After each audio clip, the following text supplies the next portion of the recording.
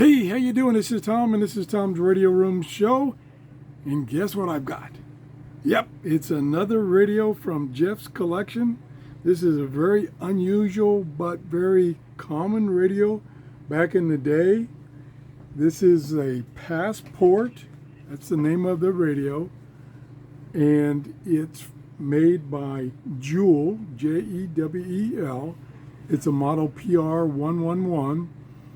AM solid state radio.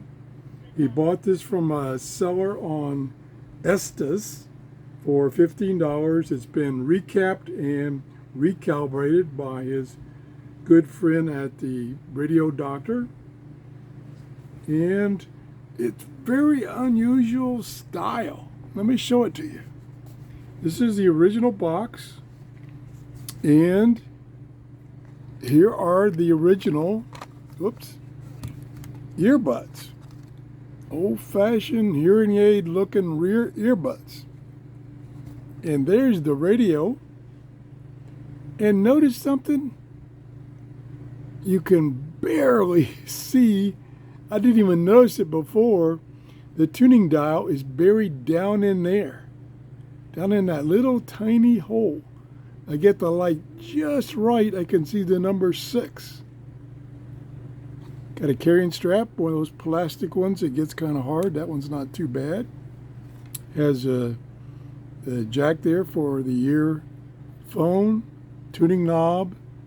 He's got a piece of tape on the back because the lower part of this wants to come off because the battery, which is a 9-volt battery, fits extremely tight.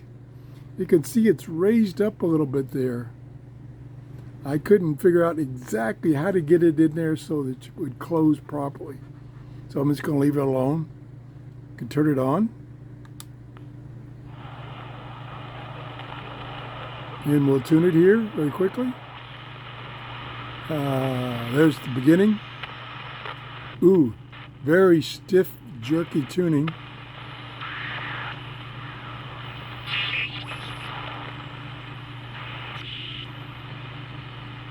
Probably very directional.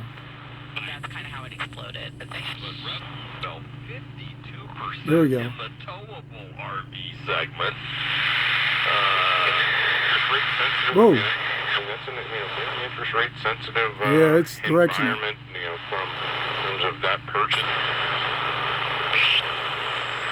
Highly information that should have been disclosed. Very tinny.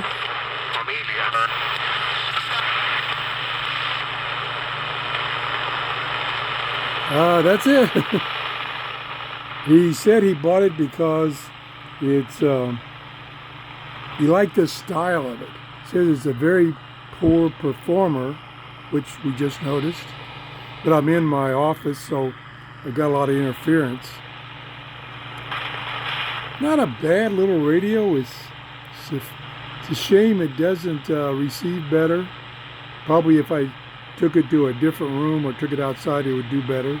Or maybe, orientation makes a big difference with these radios because they got a little tiny ferrite coil for antenna. But at first I couldn't see, and I can't see down in there now. They get the light just right. It does have a tuning dial down inside that little square. I don't know if the camera will pick it up or not. I don't think so.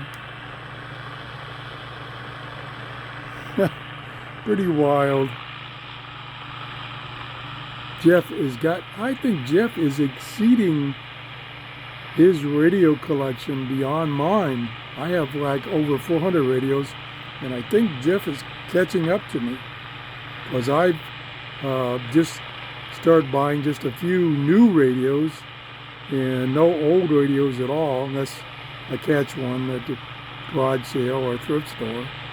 But Jeff still is very busy picking up these things on eBay and in garage sales and whatever. Thanks for watching, and please have a great day. Bye-bye.